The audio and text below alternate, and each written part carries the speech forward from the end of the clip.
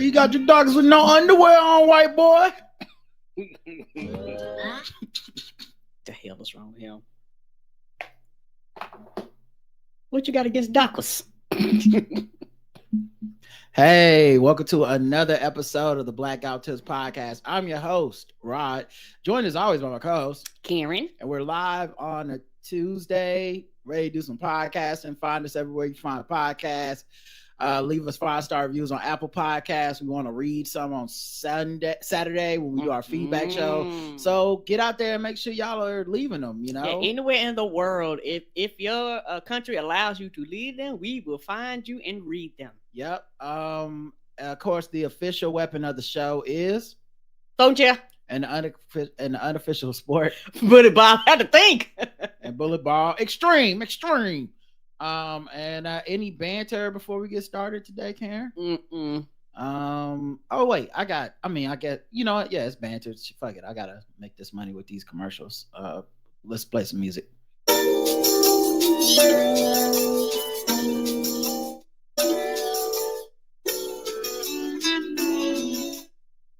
Vital signs all of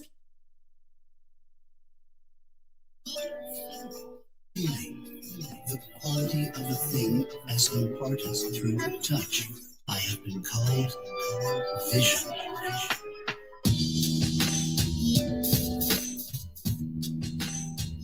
All right, so I had a couple quick things for banter today. I thought about something, but you okay, Karen thought about something. All right, so we got some late breaking incoming banter. We do. Prepare yourself. The first is I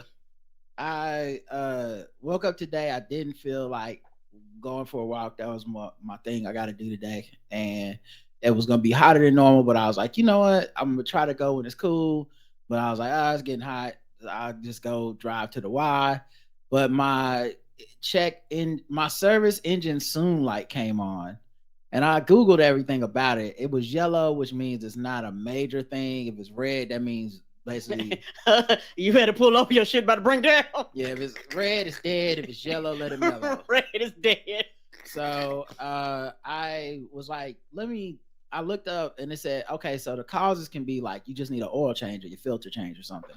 I said, okay, maybe it's that. So I went to the 15-minute oil change place and got my oil changed, and that place is expensive now. I remember when it first started a few years ago, you get your oil change like about $30. Now it's like $55. They went up. Yeah. So I got my oil. But you're gonna get done in 15 minutes though. Well, yeah, this time. But sometimes you go up there and it's not. But it is what it is. I still think my idea of the NASCAR pit crew oil change station is entire place is a $1 billion idea. But who knows? I feel like a place where you can get all your tires changed in 45 seconds would be the line would be up the street. But yes, it would. That's just me. Anyway, so I got my oil change. The light still didn't come off. I'm like, fuck it. I guess I'll just go to like a shop. And so I went to another shop that does specialize in that kind of stuff.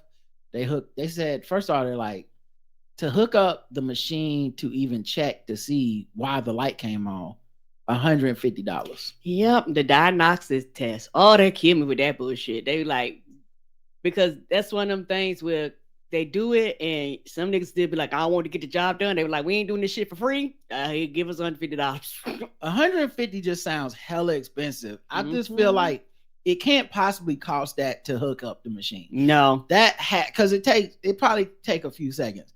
My guess is they make it an exorbitant amount so that because what they basically say is when something is wrong, because something's wrong, whatever it costs, they'll waive that amount of the fee. Which I think is to get you to stay there, because what I'm gonna do, give you $150, drive down the street with my light still on, right? Or you told me this thing costs even $500. Well, now you're gonna waive the $150. So I'm really in my mind doing the math of like, well, I really only paid $350 for that, as opposed to being like, oh, I'll just shop around, see if I can find somewhere cheaper or whatever. Anyway, turns out it was my mass air inflow sensor or some shit like that, which basically was $400. So I had to pay $400 to get that shit fixed. I did Google to make sure that that was the right amount for my car and stuff, and everybody was basically, and it was $400 once you added tax. It was like basically you're gonna be paying between at the lowest $260 something and at the highest $370 something, and then you throw in the tax. And, okay. Anyway, we I got that done. We had lunch. It was weird talking to Karen on the phone because suddenly she couldn't remember what anything in the city was. No, I was mentally thinking. Sorry. Mentally thinking. Okay. I was just like, yeah, I'm up the street at the place I took my car last time that you picked me up from, and then we went and got lunch at Moosehead, and she's just like, well, and I'm like naming every business. What? Where? I don't know why I couldn't remember that goddamn place. Anyway, so then we, and then we go into lunch, and because once she got there, my car was actually done by the time she got there, but she just wanted to go to lunch at that point. I was like, cool. And I'm like, all right, we can go to this place. It was too crowded. Okay, this place. Oh wait, we'll just go here. And where's that at? And I'm like, we've been there so many times. But anyway, but I was proud of myself because at the end of the day, I still did take my walk. It was 86 degrees, but it was cloudy, and it wasn't really humid, was it?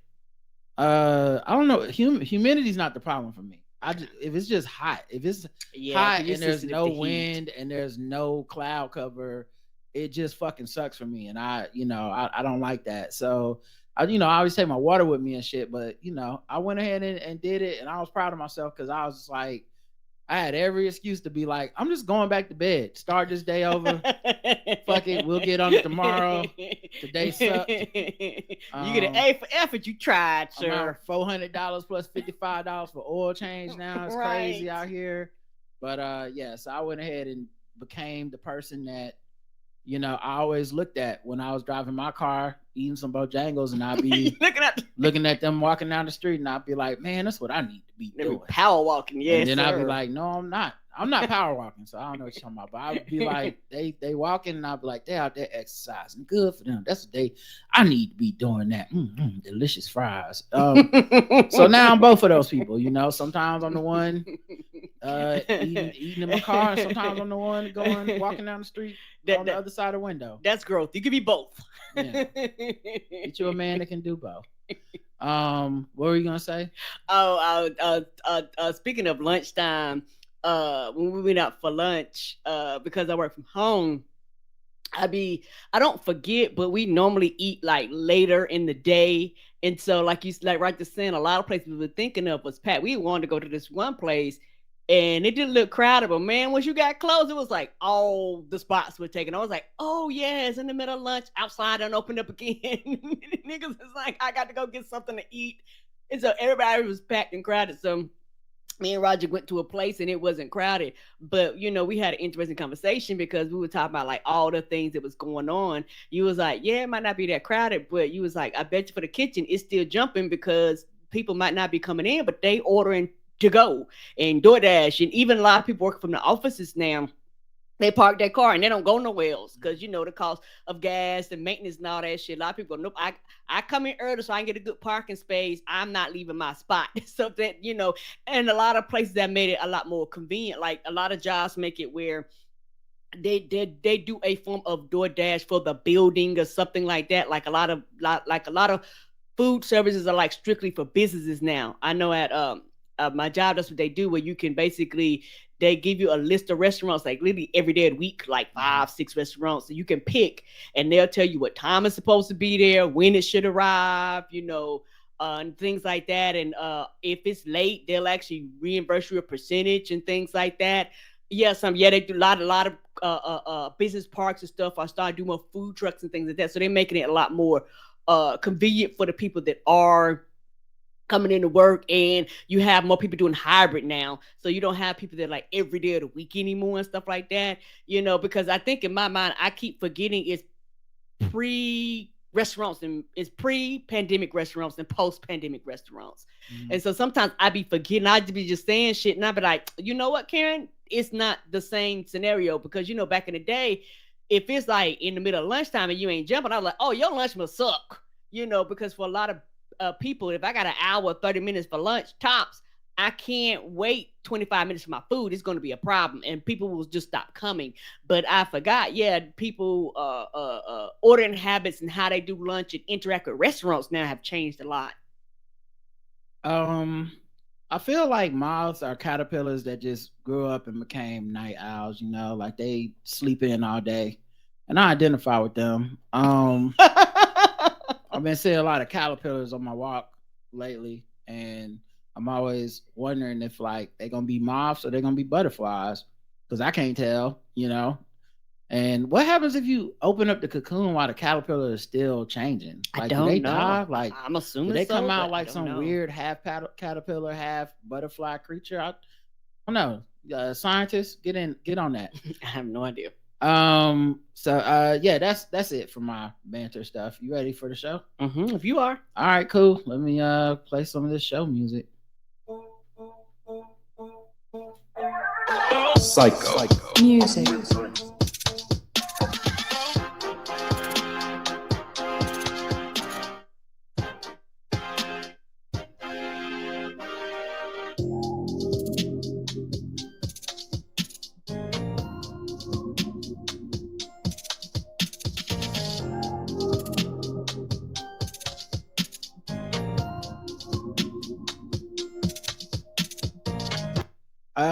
Today has been one of those days where you're looking at the news, or I'm looking at the news, and it's just one of those days that makes you mad because it's like, oh my God. And it happens every time. It happens a couple times a year, but it happens every time the Supreme Court is in session and they're about to start ruling on things. And so some of these hearings and stuff really show which way they're leaning on things. And I don't want to do, and I'm going to try to avoid, just for the sake of time, and also you heard it enough, the rant on if you motherfuckers would have voted for Hillary, because obviously we're all thinking it. All us right-minded people are thinking it. And some people are still stuck in They're still bullshitting.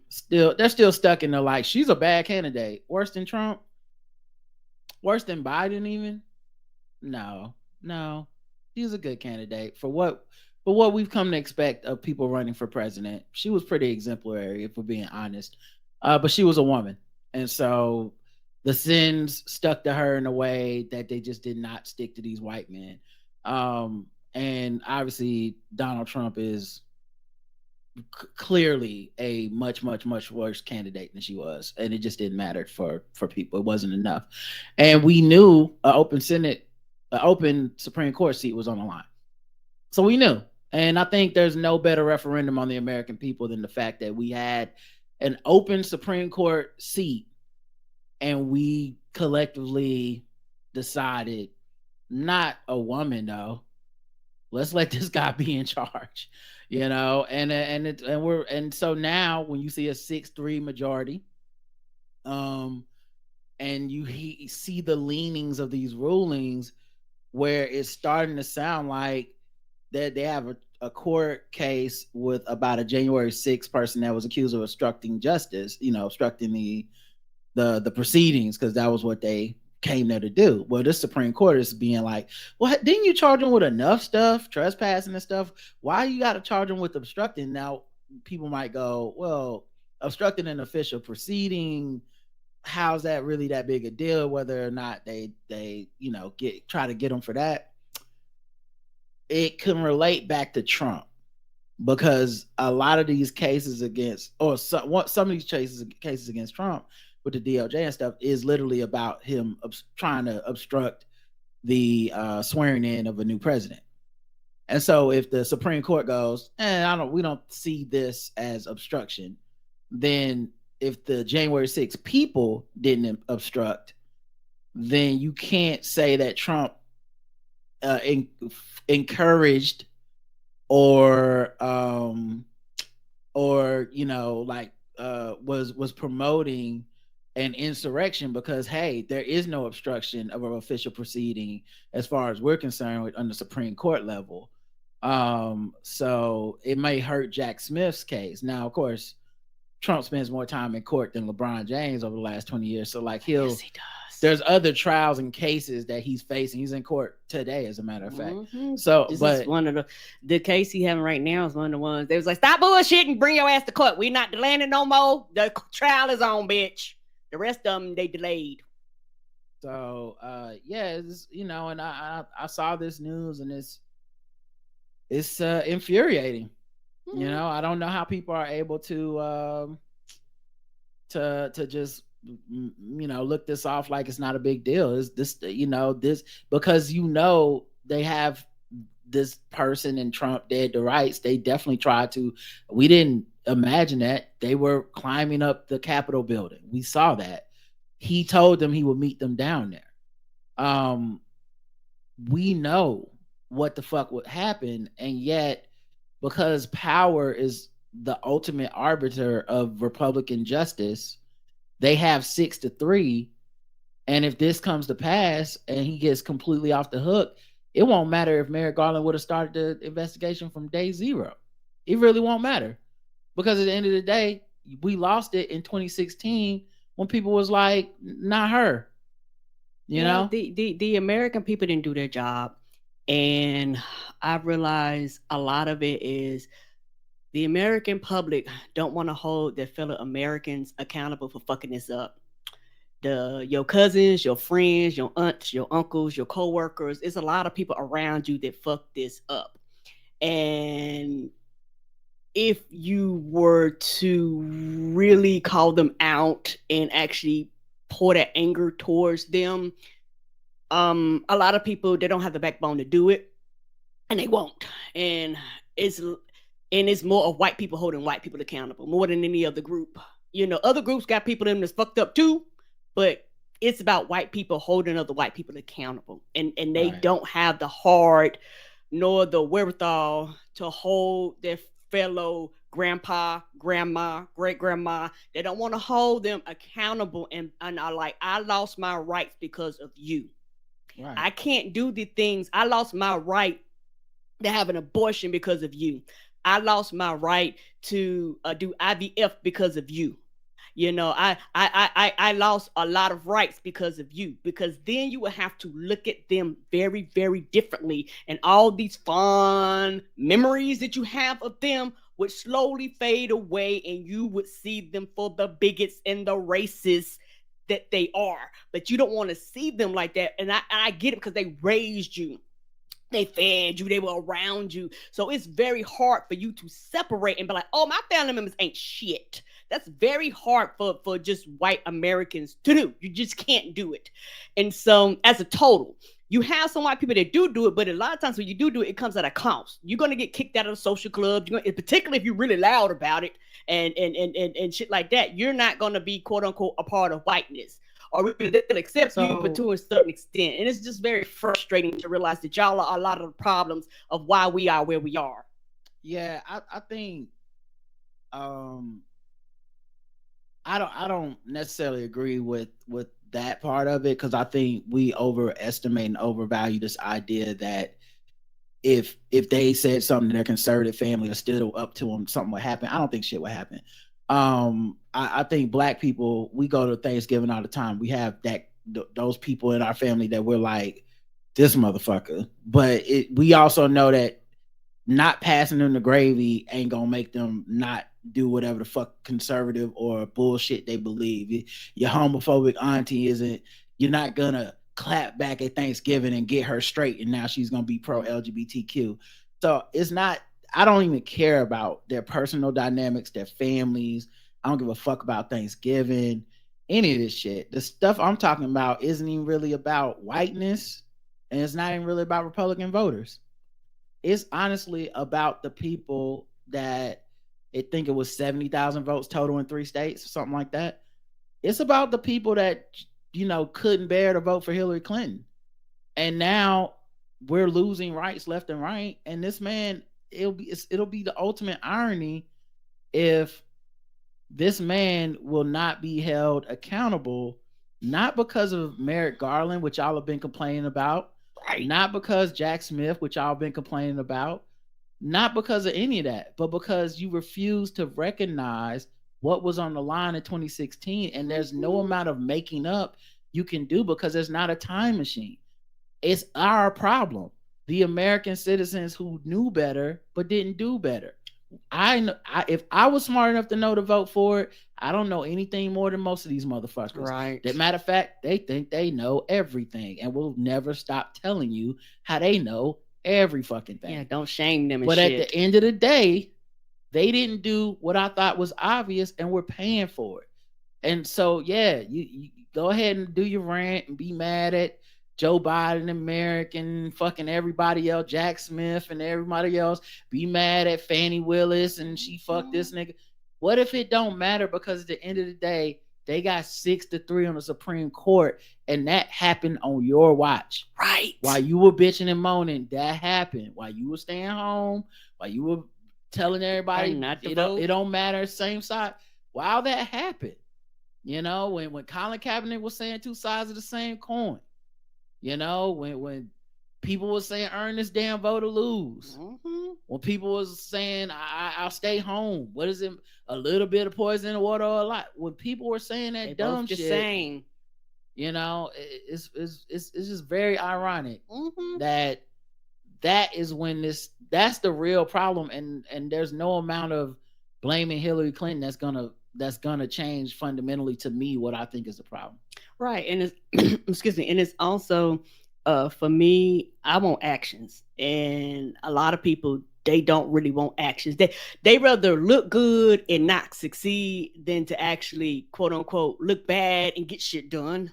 And I don't fuck with that, because I'm like, who gives a fuck about you looking good if nothing gets done, or everything that gets done is counter to what you say you really want? So in my logical thinking, mine's like, oh nigga, you stupid. Like all this shit is stupid. The things that you want done, tell me what Republican is going to do with the things that you want done. You tell me if certain people you put in office, will those things get accomplished? No. Well, then I don't understand. Yeah, so it's looking bad. This Supreme Court session is gonna be fucked up, you know. Yeah, and I saw someone brought up the Deray McKesson thing, because they basically ruled that which I think that case has been going on. Oh wow. It must have been it had to have been going on for like 5 or 6 years at least, right? Like that's been a long time. It is honestly, it is crazy how long that case has been going on. He was sued by a police officer who was injured during a Baton Rouge protest sparked by the killing of a black man. And they're basically using this to say people shouldn't have the right to assemble. And they're saying like he organized this protest and this officer was hurt. So now we got to pass a law to make sure that, you know, nobody can organize. And there's like 3 states now that are basically saying people can't organize as of right now. Yeah, the officer was hit in the head by a rock or a piece of concrete thrown by an unidentified person. The protest was sparked by the death of Alton Sterling after an altercation outside a convenience store where he was selling CDs. McKesson, who was represented by the American Civil Liberties Union, says his actions leading the protests are protected under the Constitution's First Amendment, which guarantees both free speech and the right to assemble. No justices dissented from the court decision not to hear the case, but liberal Justice Sonia Sotomayor wrote a statement explaining why the court did not need to intervene. She mentioned the recent Supreme Court ruling raising some of the same issues that could benefit McKesson as the litigation continues, basically saying this shit should go back down to the lower court. They should look at our ruling before this and rule on the side of Deray and make sure that this shit is basically thrown out. But who fucking knows? You know, like y'all also could have ended it. And the problem is it's 6-3. Would they have ended it? Maybe this is a blessing, knowing these motherfuckers. They could have been like, actually, no, we agree. And that's enough for this protesting. Now, I think it's a huge tangent, but I think it's been interesting because one of the reasons I try to stay out of the social media activism back and forth is because people don't like each other. People have history with each other that we're not privy to. Mm-hmm. People talk shit about each other and used to be best friends. People talk shit about each other. They work together. Maybe when they work together, that's when they decided they hate each other. I don't know. I'm not keeping up with Real Housewives when it comes to activism. I thought the goal was for us to get free. These things, these interpersonal dramas don't really seem to get us free. I don't know how him losing this in the Supreme Court is good for anyone. Right. I don't know why anyone would be celebrating the idea of anything, of him losing the case and then us losing the right to protest in certain states. I can't imagine what personal drama would have happened to make somebody rejoice in that. You know, and I'm very and I say this as a person that has had issues with folks in those spaces, and you ain't never heard me delight in their downfall and none of that shit, because you know, whether I agree with how they work or what they do or whatever, at the end of the day, I know that their work and how they choose to do it is ultimately trying to help people, and people have been helped by that work. I know the people that people talk about being helped in those spaces and stuff. So you know, those and I think people that are on social media, y'all see I mean, we all see it. They want us to see it, the fighting and the shit. And I try to stay out. It's the same reason that, you know, there was a time when Deray was going at Sean King, and I was like, I don't give a fuck. I cannot and will not give a fuck, because Rihanna got duped into giving that man an award or whatever. At the end of the day, I hate that, you know, hate that for everybody that feels he didn't deserve that or shouldn't get the fame or the money or whatever comes with that. But at the end of the day, man, I know people that say he's helped them. I know families that will vouch for him. So maybe he's scamming sometimes, and maybe people getting help sometimes. Also, I don't know a single activist who's still doing it that don't get accused of malfeasance. Right. Every last one of them. Like, it's crazy how you go down the line and it's an activist that don't like this motherfucker and that motherfucker. But on the bigger picture, I can't imagine this case actually helping us if he loses. Right. And at this point with because this is what happens. It's a symbolic case. And so the ACLU and people stepping in, it's not about whatever petty, like he didn't really organize it or he came from out of town. It's not even about that at this point. At this point, it's about the right to peacefully assemble. Right. So who cares? Like, oh well, technically it wasn't his protest. Oh, okay, well, I guess once you say that and then we lose or it's thrown out and we end up without the right to peacefully assemble in these 3 states, I mean, we got them? Nah, it's at this point you have to fight, because that, I believe that's what the ACLU does in these situations. Like, we're fighting this shit to the highest level. We're not, we understand what happens if you lose or win this case. It matters to everybody. That's why they step in for shit like this. But yeah, it's really scary, because I don't know what's worse, is if they rule on it and rule against Deray and the right to assemble, or if they don't. We already know there's a lot of demagoguing and fear mongering about protests from Black people about Black lives. We already know that. They always say it's a riot. They always say property and people are going to get hurt, even though there's been many cases of assembly and nobody's gotten hurt. They always make protests and assembly sound dangerous. You know? They're doing it with the Palestinian stuff now. Where, they on a bridge. It's like, yeah, they're on a bridge, and yes, they're stopping traffic, but they're not hurting people for the most part. You know, you get this. There could be 1 million people protesting, and you see one dust up, and now they want to shut down the whole idea of the protest. You know, it's and so it comes when it comes to court, this shit becomes actually really important. This case has already bounced around the courts. Initially, a federal judge ruled in 2017, so it's been 7 years, that he could not be sued, but the New Orleans-based 5th U.S. Circuit Court of Appeals overturned that finding. He appealed to the Supreme Court, leading to a detour in litigation, as the justice ordered further analysis on whether Louisiana law even allowed for a claim like the one the officer was bringing. The Supreme Court was asked to weigh in. The Louisiana Supreme Court was asked to weigh in on the state law question and confirmed that the claim could be brought. The appeals court in 2022 then reaffirmed that the officer's lawsuit could move forward. So they went to the Supreme Court for a second time. Among other things, the appeals court said the officer had plausibly alleged that McKesson helped create an unsafe situation by assembling outside the police station, failing to take any action to prevent looting, and leading protesters onto a public highway, which is illegal in Louisiana. Lawyers for the unnamed officer say the First Amendment does not protect against tort liability for the reasonably foreseeable consequences of one's own neglect, illegal, and dangerous activity, which is very funny coming from cops, especially cops that be dealing with protests and talking about violence. So yeah, it's this whole Black Lives Matter thing. This is the bigger point I was gonna make. And matter of fact, you can go first because I've been talking for a while. Go ahead. I know you got some stuff to say. Oh yeah, I do. People underestimate when the Supreme Court make these judgments how it impacts their daily lives, and it goes back to some of the stuff we talked about before. How people said a lot of that shit did not matter. A lot of these same people will be complaining about a lot of these rulings. That's all you're going to see within the next few months until they end their session.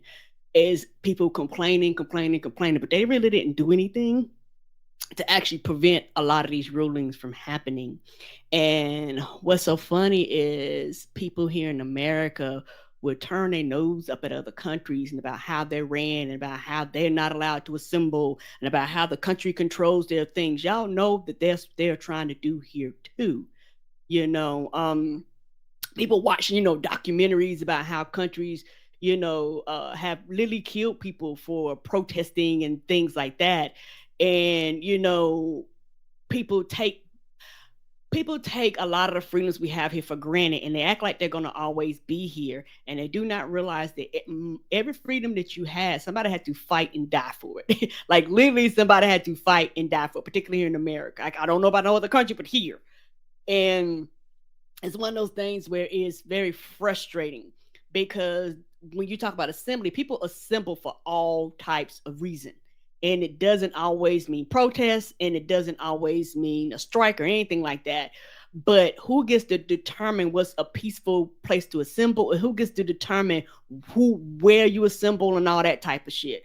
So, in my mind, like I said, and the way my mind goes is okay, well, where do you draw the line? Because this basically is going to target Black and brown and other people when they make these laws. They ain't going to go after a lot of white people shit. Unless there's some white people against like the police and shit like that, then they go like, nah, fuck y'all too. They just said January 6th wasn't obstruction. Like this is definitely that's why, like I said, I can't get with the shitting on him for this case. It's just, they are telling you what's up right now. They're telling you January 6th, that's fine. They're telling you that. And then they want to trump this bullshit up and be like, yeah, now this shit was fucked up. We're not even gonna look at it. Like go and fight in court for 7 more years. Like I don't see how you let that slide. And it becomes very, very frustrating because then you do this, like somebody talk about unions. So if the police union starts protesting, y'all breaking y'all own laws, are y'all gonna have to be arrested when y'all get upset about unfairness?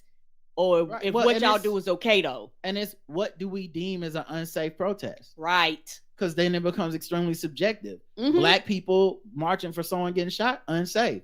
White people marching because they want to overturn the election. What's wrong with that? The other thing too is are we still marching? No. Like are we still no marching? Because I would say 2012, I think that's Trayvon Martin, maybe 2010. People haven't marched in a long time. Like, I don't know about nobody else, but I've been paying attention. When Trump took office, he shut a lot of that shit down. People stopped protesting. People stopped marching in the street.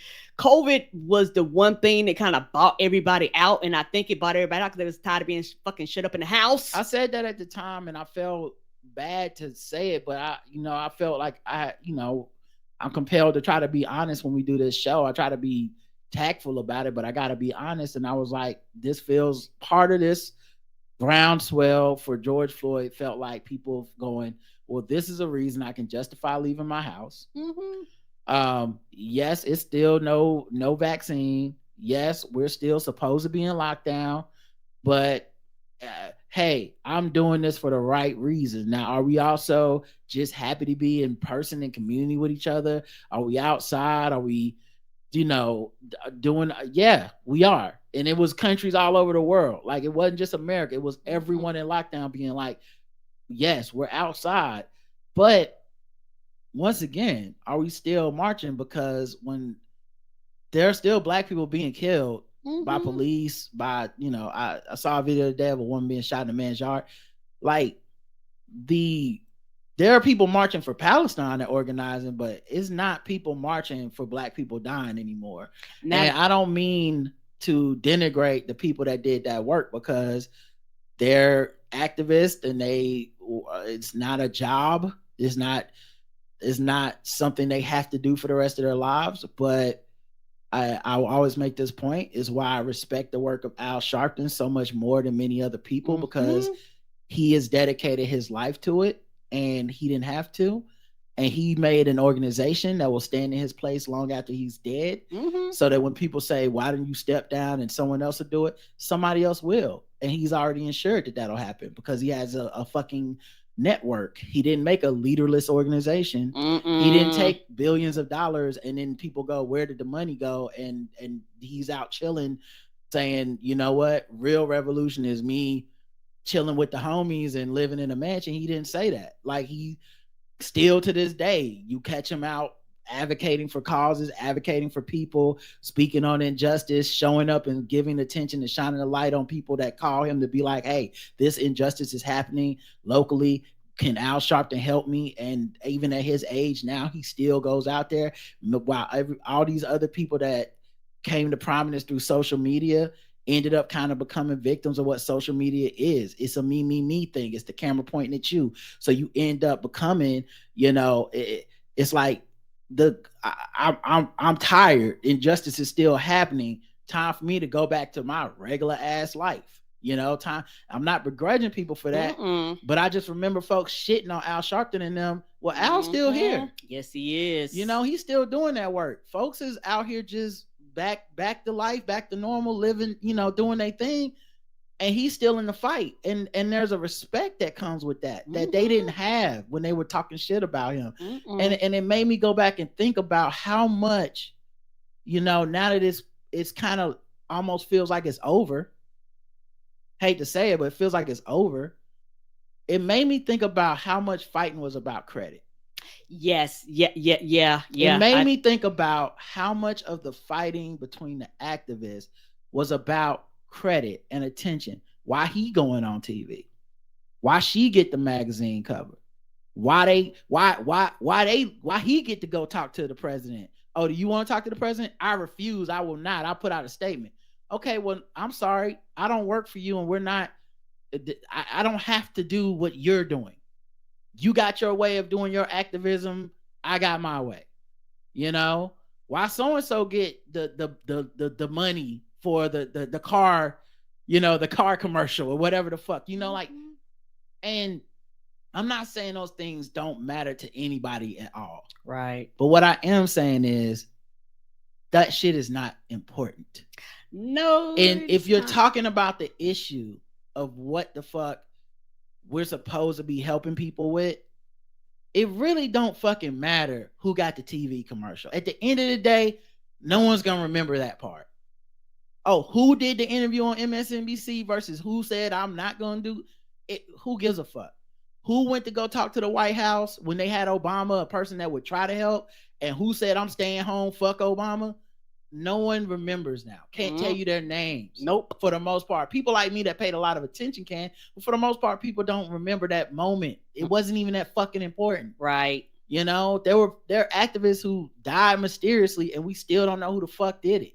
Have no idea. I remember that. Yeah. So my point being, like, things that were important to the cause kind of got thrown to the wayside because it really became a very vindictive and personal thing about what was important to just the people that were supposedly doing the work, and I don't know how to tell those folks, because I'm sure they're in it knee deep and it's very personal to them, but it's like, on the outside, as just a black person that's hoping we can get some progress out of all this, you splitting off to do a different company with a different person, and this person getting money from different people to do this one, and this person tracking this, that, and this person making deals with these people, and this person doing this podcast.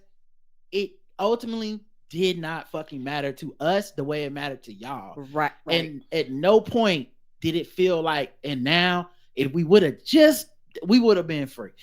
They would have stopped killing us if this hadn't happened. If Rihanna doesn't give Sean King that award, guys, we got it. You know, like it just, none of it felt that important other than some mess. And I think what happened is a lot of people like mess. Yes. So of course they love the back and forth with activists, because to them, they don't really respect the work. They just like, it's Real Housewives to them. You see the most cattiest, jealous motherfuckers up in the middle of it. Some of them ain't never done nothing. And they're just in there to encourage the activists fighting and shit. Yeah, that motherfucker ain't shit. I heard, you know what I heard? Like, how is that helpful to anybody? It's not helpful to anybody at all. And, you know, like we talked about before with the protesting, the mass across the country protest. There are still people protesting locally, but, you know, if you're living in one of these states that's banning it, that shit about to stop too. You know, like in most local communities, particularly a lot of black communities, they have people that are in like stop the violence and all this shit, and somebody die, ain't up but 5 of them. They'll start protesting. They don't care. And it's like they're gonna start shutting that shit down too. And it's very frustrating because, like, for me, people are human. So it's very hard to look at and to do and to accomplish something that's a greater purpose and a greater cause than yourself. And that's what you're asking people to be selfless. And that goes against human nature. And it's very hard to ask people to stay consistently focused on the goal when they have their personal beef, their personal life, their personal drama, their personal hangups, their personal depression, their personal, you know, agendas. It's very hard to ask those people to consistently and stay their focused. interpersonal conflicts. I'm not acting like this is new. You know, Adam Clayton Powell used to shit on MLK. MLK and Martin used to fight. Like I know that's what happens. You know, Ida B. Wells almost didn't make the history books because of how much beef she had with fellow activists who basically wrote her out of everything, like she didn't fucking exist. And if her daughter didn't find her an incomplete autobiography, we would have never known how much of a badass she was. But at the end of the fucking day, I just think people got caught up in the wrong shit. I wish I remember what podcast it was on or what interview it was, but I do remember the person who said it was Rosa Clemente, who's an activist, political commentator, journalist, a bunch of stuff. And she was being interviewed, and this had to be maybe 18 years ago. And they were asking her about activism, and something she said always stuck with me, and I'm sure I'm gonna fuck up the paraphrasing of it, but it was essentially like, by the time you're on the magazine cover, by the time you're on the TV show, the whatever, right? By the time your picture is of the activist, right? By the time the activist is being acknowledged, you are no longer dangerous. And that stuck out with me. That stuck out with me. So, because I remember thinking at the time, being like, because, you know, it was a long time ago, I was like, damn, for real? Like, that sounded like kind of some hating, man. Like, they finally getting their working knowledge. But she was so right.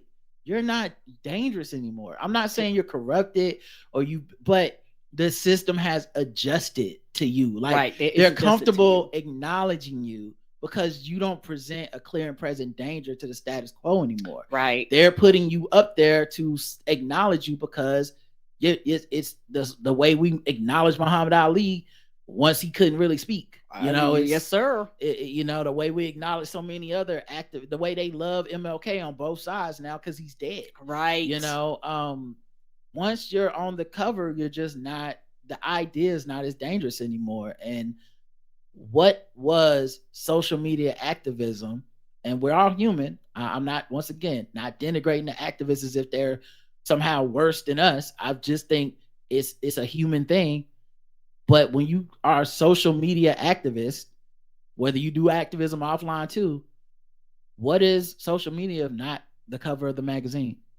What is the goal of social media if not the selfie? If not the Instagram post? If not the, the viral whatever?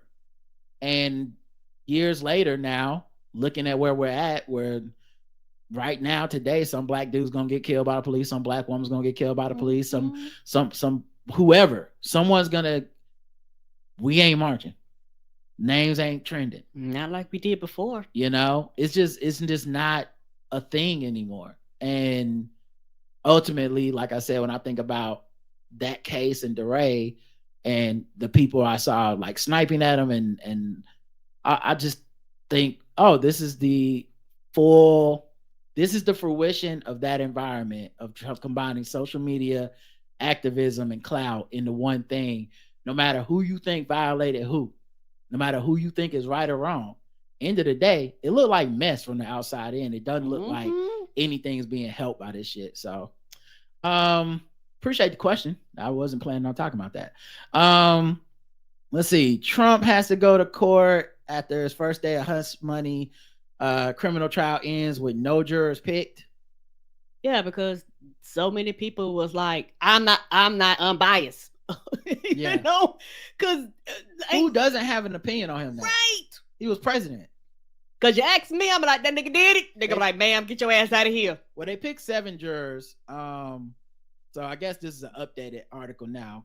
When I clicked on it, first 7 jurors are chosen. Excuse me. They still need 11 more. So I don't know how long this normally takes to pick jurors, but I don't think, they like, this is going to be a while because you get to really asking questions, like really digging, and both sides going to get a chance to get at you. And the average person is going to end up saying some shit, but they're like, no. One side's going to be like, no. And this is about him paying, I believe, Stormy Daniels. Mm-hmm. So like, it's just, and I know he has to be in court for this, and this judge is like, I'll arrest you if I have to. Don't be in here trying to do shenanigans. Yeah, this is one judge is like, I'm not here for the shit show. No. Well, they talk a good game, but he's gonna violate that shit. We'll see. Of course. So, I can't really get to it. Like, yeah, the judge is talking, but I've watched other judges make similar speeches, and then he goes out and immediately fucks it over. So, let's see what else happened. Did I have any more Trump shit? Just so we can get it all over. Okay, yeah, well, we already talked about the Supreme Court abolishing the right to protest in 3 states. That's the Deray case. And okay, I think that's it. All right. Jonathan Majors got sentenced to a year of batterer intervention program, so not jail, for assaulting his ex, Grace Jabari. I didn't even know that existed. You didn't know that there's all kinds of programs for domestic violence and stuff. There's a bunch of stuff that keep people from going to jail for that shit. No, I didn't know like that program, like not that he was put in it, but like batterer intervention program. You did not know it existed. I know what you're saying. Okay. I'm saying I was a little surprised you didn't know. This is a very common thing. It's actually pretty rare, even for a non-famous celebrity. It's actually pretty rare for people to go to jail for a first offense assault, even in a domestic violence situation. Like it almost takes years of shit, like a repeat offense, restraining orders violated, stalking, repeated physical assaults before they were like, fuck it. Yeah, they're like, fuck it, you gotta go to jail now. Yeah, very rarely is it a first time, because I believe this is first offense at anything. Very rarely is it he's going to jail, which is why I said I didn't think he would go to jail. But people are acting like him no longer being an it guy in Hollywood is somehow worse than jail or some shit. But at any rate, he'll have to do this intervention program. I think there's still another case involving her, Grace Jabari, and I don't know if it's like a civil case now, but might be. I think so. This shit is not really over, and his publicity is still gonna take a huge hit. Let's see. Biden administration announces new partnership with 50 countries to stifle future pandemics. Just doing the quiet work of being president and being an administration that's trying to help. But he old, he don't do shit. I don't care about that part. What I wonder is what happens if Trump gets in office, because he ain't gonna honor this shit. No, he will not. Yeah, he won't give a fuck. So we'll find out how much people really care or want this. Agreed. But there's gonna be and this is just one of many, many, many things that, much like the Obama administration, it took Trump getting in office before people was like, damn, we had this right. Mm-hmm. Wow, we just lost another program. Wow, that was okay. I thought he never did nothing for nobody. Okay. Right. Keeping it political, the View audience booed Dwayne "The Rock" Johnson for his refusal to endorse a 2024 presidential candidate. Yeah, he went on The View on Friday morning and earned a round of boos.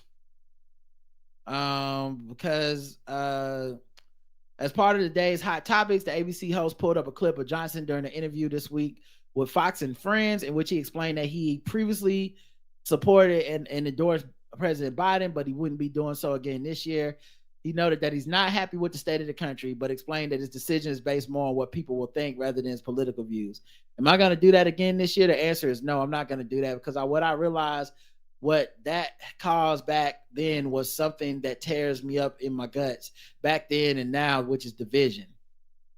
Well, then it's Trump. The fuck you talking about? There's no other option. Just division, Karen. This is that thing, that cowardice, that cop out. No, not who created the division. It's the same thing they did with Obama. He was a very divisive president. Why? Right. Why? How was he divisive? You know, well, I just feel like there's a lot of like racial animus that popped up. Okay, but like from him, right? What was divisive? Because if you say people being racist and bigoted is divisive, you define that as divisive. I wouldn't.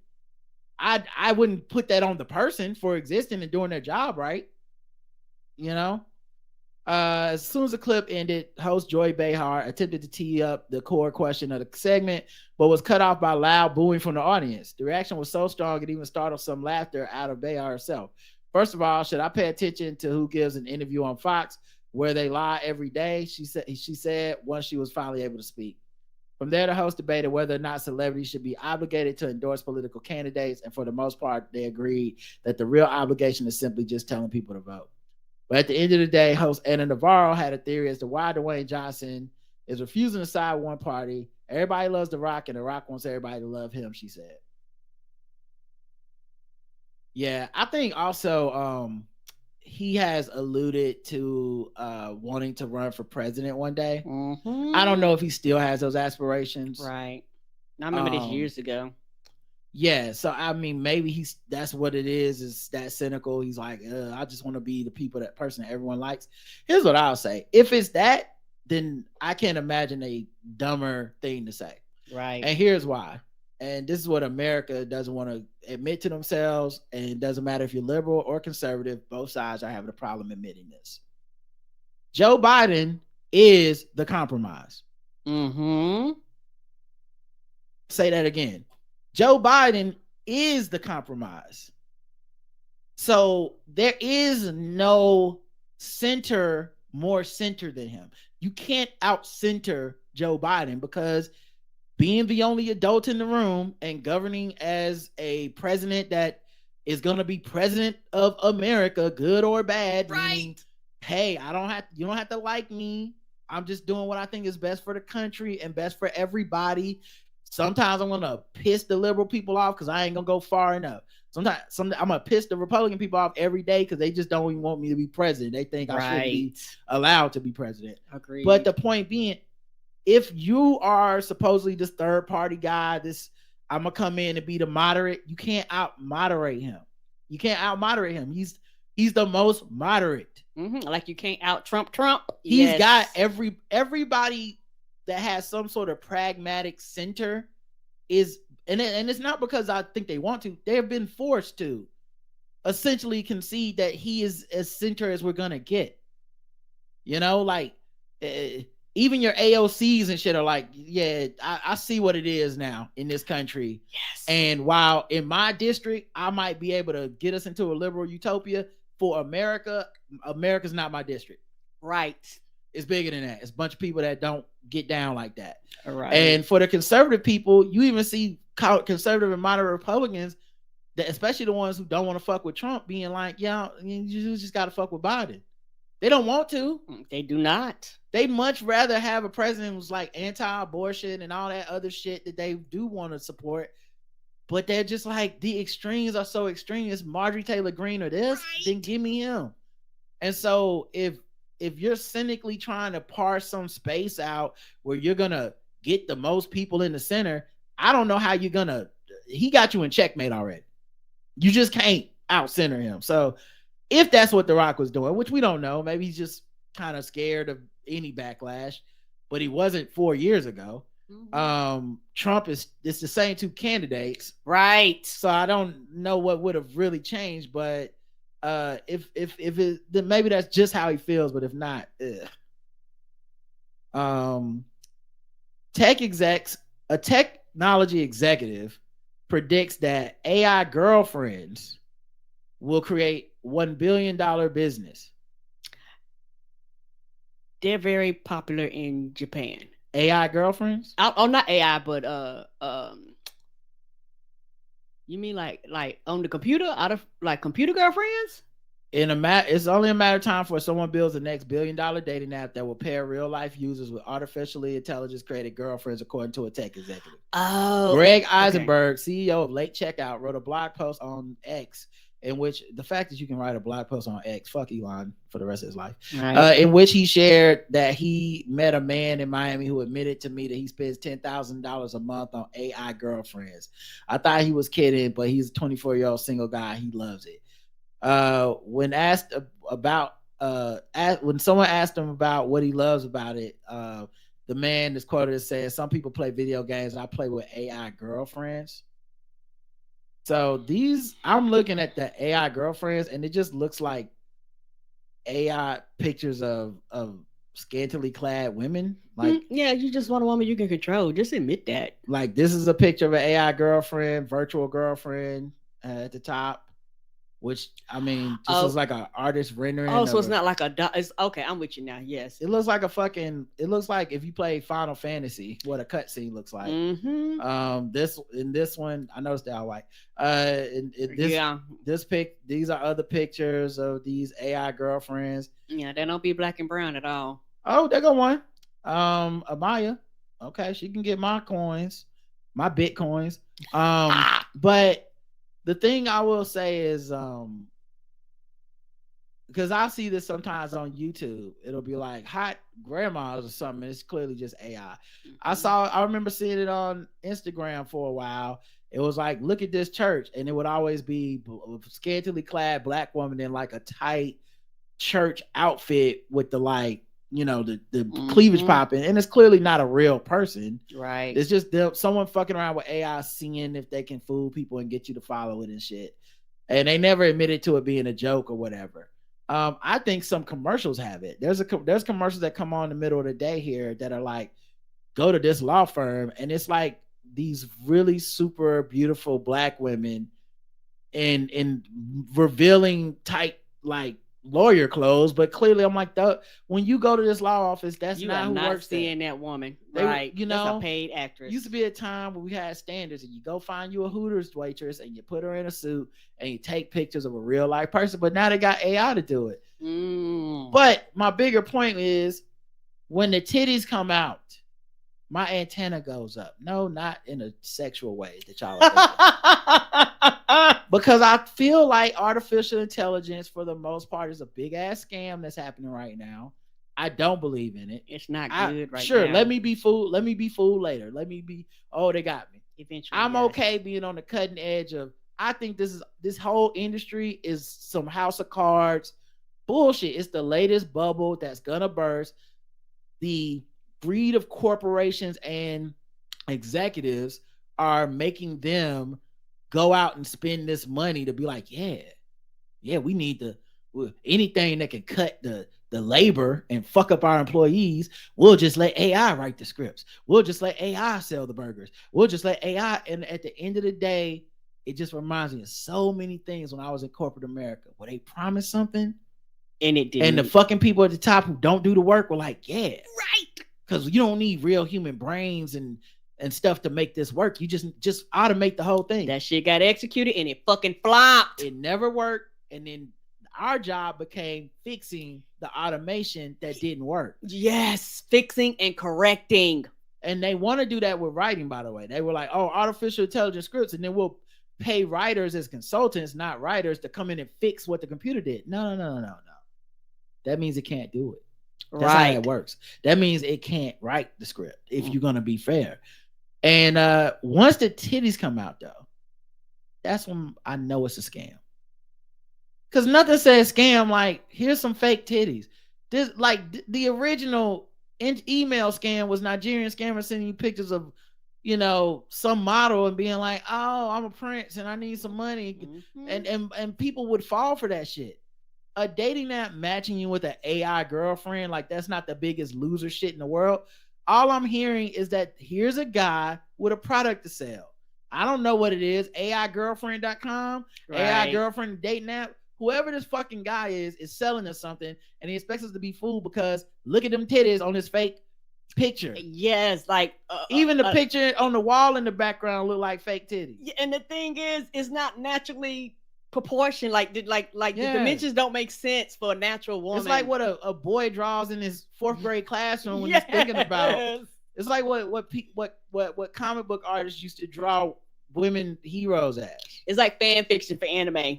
Yeah, it's crazy. Fan service, but fan service. I got fan fiction. It's ridiculous. It's ridiculous, but yeah. They were like, boobies, here you go. Nothing says hustle like the titties coming out. Okay, right? Listen, every woman in the chat room will tell you that. When it's time to hustle, unbutton the button on that blouse. It's time. Come on, push them up. It's time. Okay, I'm getting free drinks tonight, girl. Child, bounce and make it work, honey. Not paying for shit. Everybody knows the titties come out. Something fitting to be going on. And don't get mad at me, because that's how the game works. Yeah, go to the strip club. What they got in there? Titties and hustling. And ass, yes. Titties and hustling. That's what the fuck is going on in there. It's, oh, you want? Here comes some titties. Well, shit. Let me just get my wallet out. I already know what this is. Doctor claims men in the U.S. are peeing incorrectly. A survey has revealed that the position that many U.S. men pee in, and a urology doctor has weighed in. A survey conducted last year analyzed the way different men from across the globe position themselves when they relieve their bladders. However, it found that many men in the U.S. aren't peeing in the most effective and health-conscious way. The survey conducted last year by YouGov investigated where in the world men sit down to wee. Thinking about times where you go to the toilet to only urinate, i.e. only have to pee, not also have to poo. How often do you sit down in order to do so? The percent of men in each country. In Germany, 60% saw a solid stream of men sit down to release their bladders. Sit down wees aren't quite as popular in locations like the UK and the US. The US is 23%. That's the overall, in the US in particular, second on overall percentage of 23. Wow, with 10% of men sitting down every time, 13% most of the time, 23%, 23 sometimes, and 17% rarely. 6 not having the foggiest idea what the survey was harping about, and 31% never sitting down at all. So yeah, according to Gerald Collins, a consultant for the urological surgeon at the Alexandria Hospital, there's a way which is generally considered the most healthy way to pee. The sitting position is probably the most efficient way to properly empty your bladder. And if you're a woman reading this, then you'll probably know the joys of what not emptying your bladder can lead to.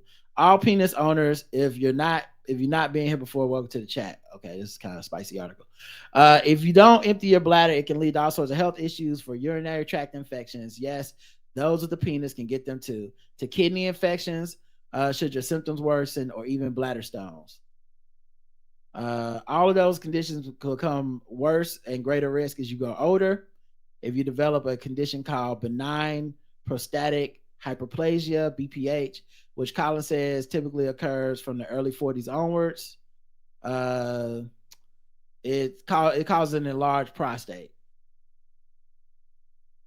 So it can do stuff like block the flow of urine out your bladder. It can also cause bladder, urinary tract, or kidney problems. So I guess sit down to pee, guys. And the thing is, I wonder in these countries how are children potty trained. I wonder does that make a difference too, and who potty trains them. Because you learn at an early age, and most people just keep whatever habits that they've learned as a child as they I grow feel up. like, don't you kind of have to have kids sit, no matter they boy or girl, at the beginning? Like when you're potty trained, I feel like you don't have a choice but to sit. You definitely ain't got the hand-eye coordination as a toddler to stand and pee. So yeah, I feel like at the beginning you must learn to sit, but at some point, because of probably machismo or something, and just this how we do it over here, everybody's like, no, you stand to pee. That's true, and most children, are potty trained by women. Because most women raise, do that particular act. And there are some men that do, but most women do it. So I was just wondering, does that impact, this as far as that? Because most stand up. That's because a lot of women teach little boys once they get to an age, you need to stand up to pee. You think women are teaching the boys to stand up to pee? Who does the potty training in most homes in America? I'm assuming women do. I might be wrong, but I'm assuming that most women teach all the children how to pee. In most households, most men, from my understanding, maybe I missed the boat. Most men don't potty train children. Here's the thing, though. When you go into a man's, no offense, Karen, I think I have the inside track on this that you don't have, because as a man that uses the men's bathroom and was potty trained, I don't think that's what's happening. I don't think like there's an age where it's like, all right, now stand up to pee. Okay. I think the men are standing up to pee. So even as a little boy, when you can't physically stand up to pee because you're not taller than the toilet, you're like, when I get a certain age where I can stand up to pee, that's how I'm going to do it, because every man I've seen does that. I don't think it's like my mom always said, stand when you pee. I don't think that's happening at all. Because most, they probably do sit and eventually they stand up. Yes. And I'm saying it's not because a woman taught them that. It's because they're imitating what they've seen men do. And I'm saying that as a person with a penis that uses the male bathroom. I don't really think this one's up for debate. I understand you got theories, but some theories. That is my theory. I'm sorry. Okay, I understand. As a non-penis haver, I'm just telling you, like, you go in a man's bathroom, there's some stalls, but there's mostly urinals. Like, yes, troughs. Ugh. Yeah, so it's all stand. Here's what I think is interesting, because there's some bathrooms in America in the world where they have either bidets or they have that kind of thing where you actually squat down to use the bathroom, and I would imagine you kind of do both there. And they don't have urinals and stuff like that. So I wonder how much that affects it. It's just different countries have different bathroom systems. True. And then the other thing is, it's nasty in there. It is. Like if I go into a stall to pee and there's piss on the toilet, there's whatever on the floor, I'm not sitting down on shit, dog. Then I guess I'm part of the problem, because I got to stand. Like, at home, I'll sit down because I know that toilet. I know that seat. I know who cleaned it. I know. Ain't that the truth? I know them germs. Yeah. I know everything. But in a fucking public setting, I'm not sitting down on anything I don't have to sit down on. As women, you get real good at hovering. Yeah. You're like, I'm not sitting my ass on that. Like, I'm good, fam. Right, and men think it's bad with the women's bathroom even nastier. Yes, it is, sir. You're talking about blood and shit. It's terrible. I had to clean that shit when I worked at McDonald's. It's even worse. So yeah, it's like going through a goddamn war zone. Yeah. All right, let's move into some other segments. We've done a lot today. And I think the NBA play-in games are starting, so we need to start wrapping up. Let's see. I'm kind of done with racism. I feel like we for the day we done had enough. 100. I'm fucked with all the way around. I feel like we've been there, done that with the racism. Right. Maybe we'll Jakar is to the Supreme Court. Yeah. Maybe we'll do another segment for something a little more positive. Maybe do a little black capitalism. How about that? Shout out to Will Smith. I hear y'all talking. Only thing I'm listening. Every day we get into that paper. Woo! I hear the money talk, I see you later. Every day we get into that paper. Woo! I hear the money talk, I see you later. Don't think I forgot Harry Stubbs supposed to be on the $20 bill. All right, Black capitalism. Let's celebrate some Black people doing shit. Couple things for the one, the only, the iconic Tyler Perry. Come on through, Tyler. First of all, he landed a 4-year partnership deal with Netflix. Come on through. Okay, that was back in October of last year that he did that. Well, today it was announced he re-upped his deal with BET Media, gets new seasons for 11 series on that BET Plus, right? Including Sisters and The Oval. People love them shows. Yeah, listen, this is why I can't get on the anti-Tyler Perry plan. Me either. Like thing, I'm just never gonna be down with it because I'm never arguing to defend the artistic integrity of what he does or whatever the fuck. If it's not for me, I won't watch. Right. I have no problem not watching. I don't need to be at all the Black events. It's fine. I missed it. I'm sorry I didn't catch up on the Oval. I'm sorry. I've never been part of the power universe that y'all all love till you hate it. I hated it the first time. I said, "Ooh, this is gonna be bad," and I just jerked out. I'm not judging y'all. Just, nope. I watch other bad shit that y'all would hate. Yes, I do. Yeah, it's not about y'all being bad Black people. It's just it wasn't for me. Right. That sounds like, what's the hate? We all like all types of shit. So but I do love to see him being successful. And no, he's not perfect, and I already know the shit that y'all don't like about him, or he didn't do this, or he don't have writers on. I get it. It's not even about that for me. Right. Just someone was gonna get the money, someone's gonna do the thing. Black people love his shit. He super serves his audience. Yeah. They picked up new seasons of 8 current and 1 new series for him. Let's go. What's crazy to me is knowing he don't got a writer's room. How the fuck does he do this? Like, even if you say it's bad, it's hard. That's a prolific amount of bad. Even if you think all the stuff he does is mid to bad, you're making movies for Netflix that you seem to write all by yourself. These series you seem to write all by yourself. It's crazy. It's crazy. But do you rest? It's the biggest question. Yeah. It's like they said an 8th season for the #1 series among Black 18 to 49-year-old viewers on all of TV per BET is Tyler Perry's Sisters. That's the #1. Wow, I didn't know that. A 6th season renewal for The Oval, a 5th season renewal for Assisted Living and House of Pain. I didn't even know House of Pain was still going. Me either. And all on BET for House of Pain. This will be the season 11 overall. Woo! They renewed Tyler Perry. And by the way, all these have Tyler Perry's, but I'm just skipping over his name in them. But Zatima, Ruthless, All the Queen's Men, Bruh, a new crime drama called Route 187, green lighted for a 2025 debut. He gonna keep money coming in. Yeah. So good grief, we get into this paper. I'm not even mad at him. If you like coming out, it's irrelevant. He gonna get to that money. Let's see. And we'll do one more. Beyonce's new album, Cowboy Carter, breaks Spotify record.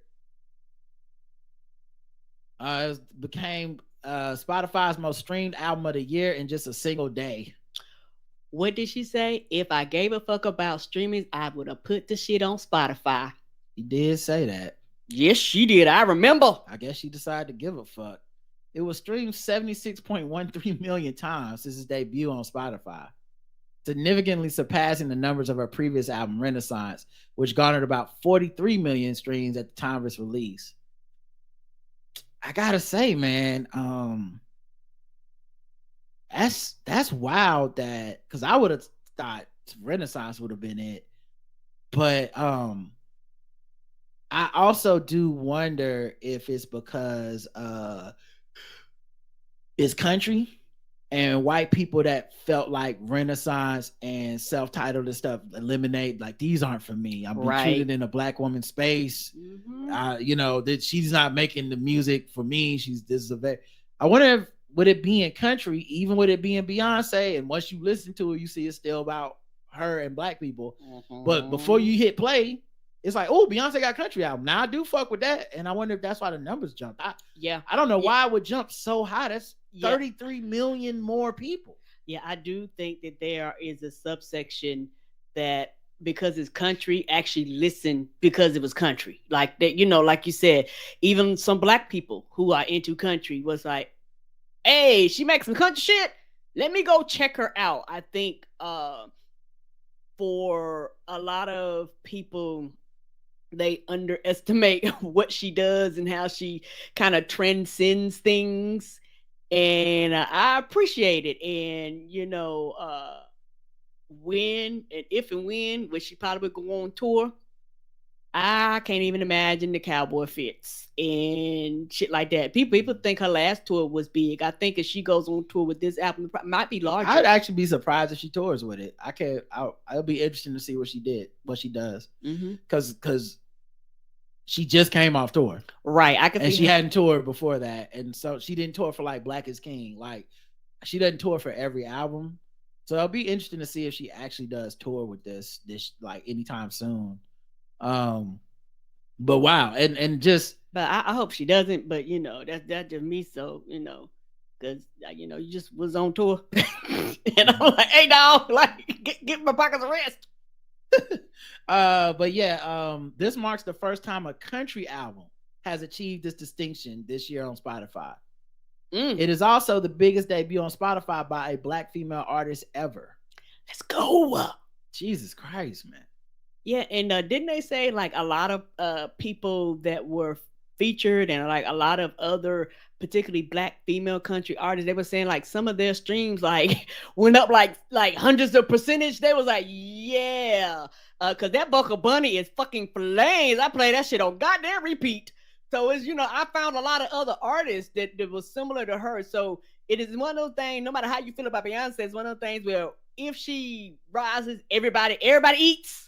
Like everybody eats. Like all these people that, you know, have been in this lane for years, that people probably, some people like me, not trying fun, have never heard of before because I'm not in the country like that. Like, oh, I'll check you out. And you go, oh, these motherfuckers is singing. Let's go. All right, let's get to some Guess the Race to start wrapping this thing up. This time we're Guess the Race. This time we're Guess the Race. This time we're Guess the Race.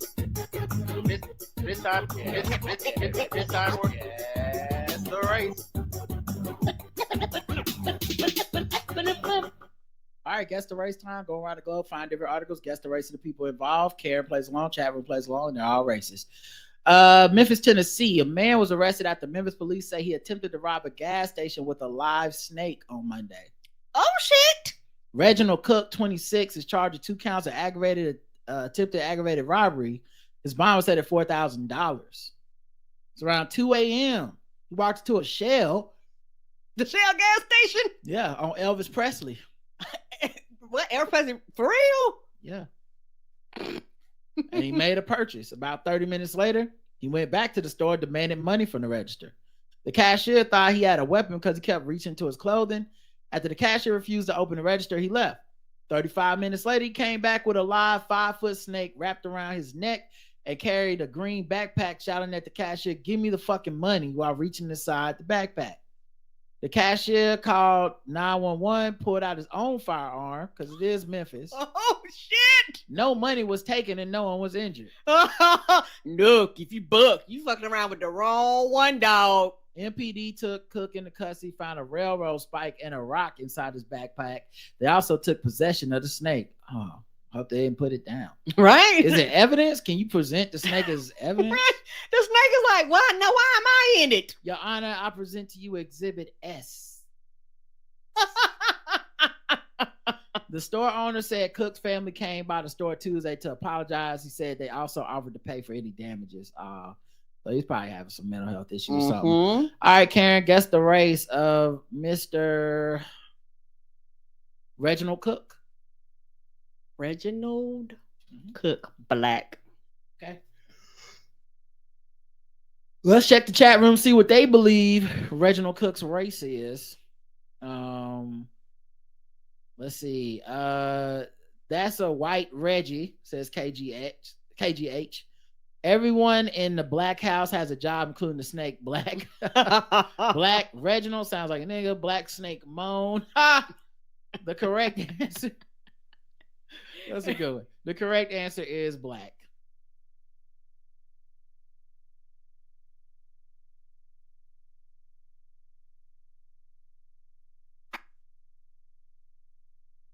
I think one person got it wrong.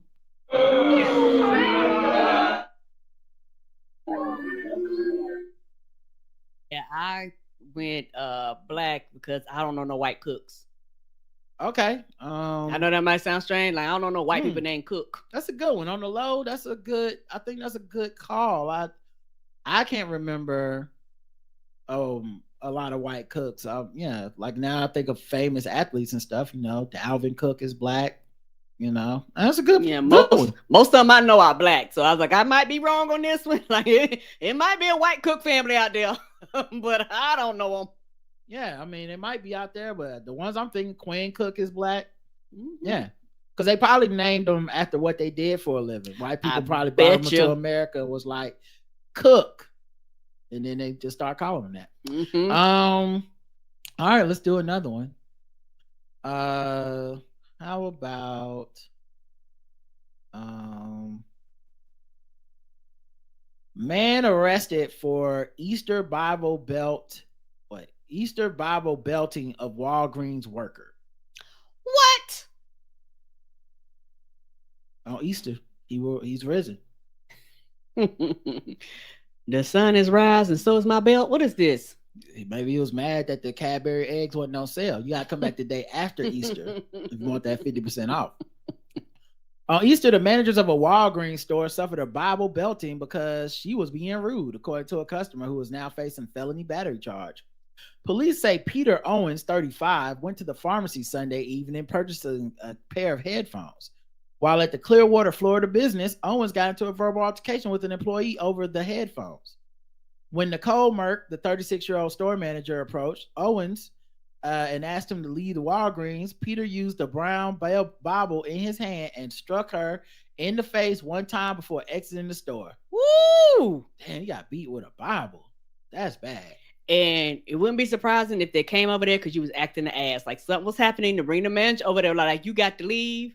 Of course, yeah. It's not like they bother you for no reason, right? If they gotta, because those are I won't say laziest. Let's just say they're understaffed. Yes, so they are. And the last thing they want to do is come out there and interact with customers. You going to a Walgreens or a CVS lately? Basically, all the person at the front do that's not a pharmacy is stand by the self checkout to be like, there you go, self checkout. That's all they do. So they have to actually come talk to you. You was wilding. Yes, you was. You pulled them out the back room. But yeah, he just struck her in the face with a Bible. I thought that only happened to black children in church when they was being too loud around their grandmama. Wouldn't stop talking. After the alleged Bible battery, cops located Owens and took him into custody. After being read his rights, he reportedly admitted to striking Merck in the face one time with his Bible because she was being rude to him. Oh, we know. It was all on camera, dog. There were cameras everywhere. But then he stated he did not mean to hit her. Whatever, bitch. What does that mean? I don't know. It's not like I walked in the store to hit her, but the bitch wouldn't shut up. Like, oh, okay, wait a minute. The criminal charge against Owens was enhanced to a felony count because he has a 2020 conviction in Michigan for assault and battery. Oh, you don't say. With that same Bible, apparently. He was sentenced to a year's probation. Owens was released from the county jail last night after posting $5,000 bond. A judge has ordered him to have no contact with Merck, and he must stay away from the Walgreens outlet. Good. Well, hopefully that's not his pharmacy. Got a chance for the medications. He works as a golf instructor and is a Wayne State University graduate. He now lives in Ellington, a golf course sitting near Sarasota. Guess the race. Oh, 100% white. But apparently you know how to act. I see you ain't out there whipping them people taking your training class because they rude. What was he doing with the Bible? Do he just carry that on him? Like Must you do. walked into Walgreens holding your Bible Right. on Easter, and then this is what you think Jesus would be doing Right. on his day? White, the spirit compels you, redneck resurrection. Whiter than Megyn Kelly's Jesus. A nigga would never disrespect Jesus like that. Audacity. I said, turn the other cheek so I can hit it too. White. Bishop bookend white. Knock the devil out of her. Good Christian white. The knock it out. Correct answer is white.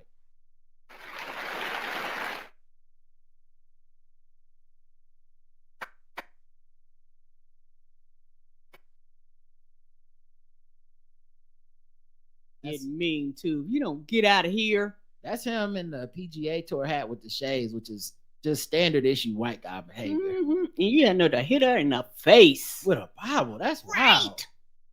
Out here Bible thumping. Get out of here, sir. I got to present that as evidence in court. That you hit somebody with a Bible. That's wild as fuck. I guess what he could have said, he was spreading the word. Apparently so. One punch at a time. All right, let's go to the bonus round. Karen is 2 for 2. Yay! The bitch was white. I ain't racist.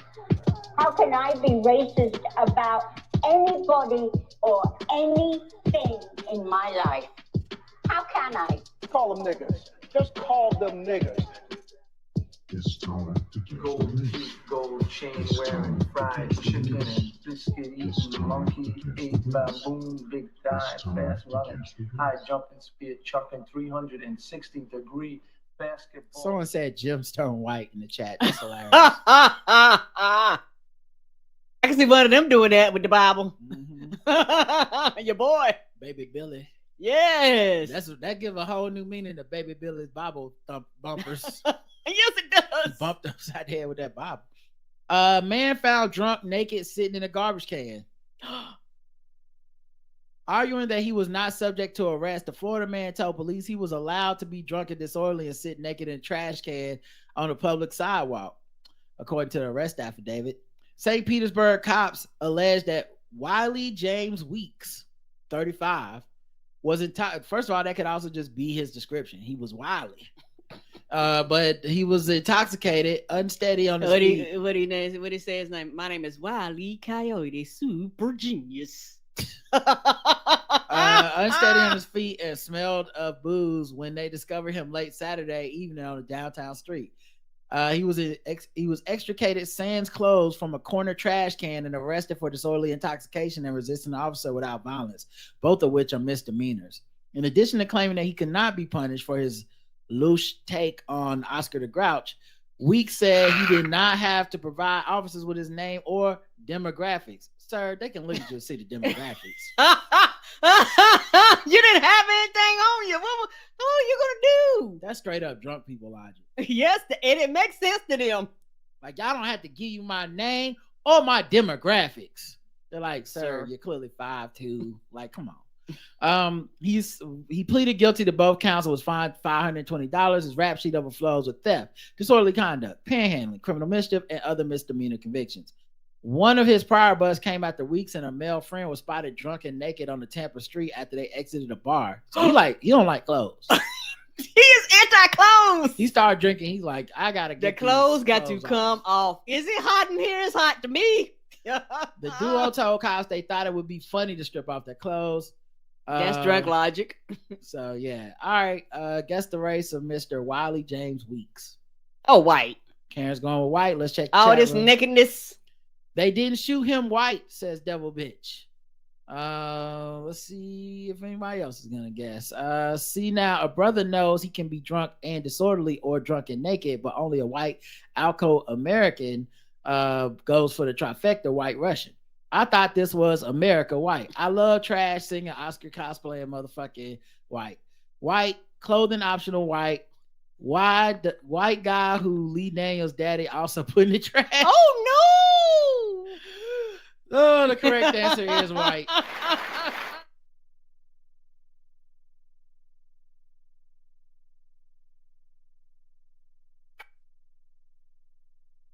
Not gonna lie, little surprised we didn't get a single black on that because I thought his name sounded kind of black.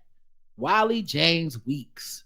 But The just Weeks, the I don't. crime. Yeah, Weeks seems like a black last name to me, but yeah, y'all. I mean, y'all got it right. So it's not. This isn't me saying anything other than just I thought somebody would guess. I might have even guessed black, but obviously I would have been wrong. All right, let's go to the last thing: sword ratchetness.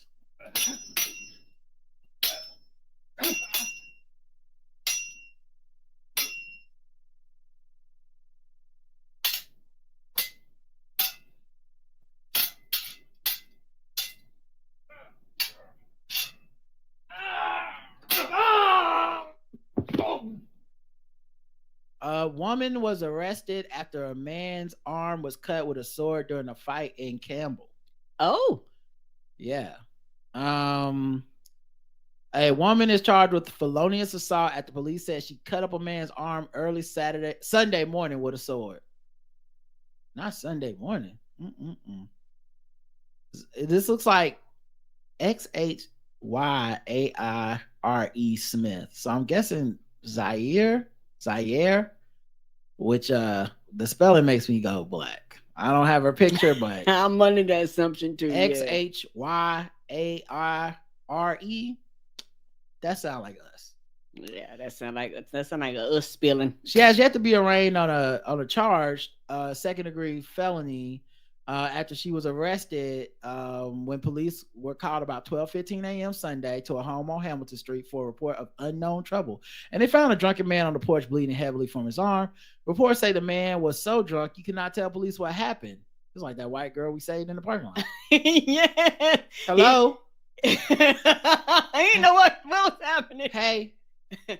Sir, get out the trash can. He was eventually taken to Elizabeth Health Center. Reports said there was a large amount of blood on the porch and in the driveway. When they made their way inside, they saw Smith being restrained by a man. Police also saw several drops of blood on the carpet.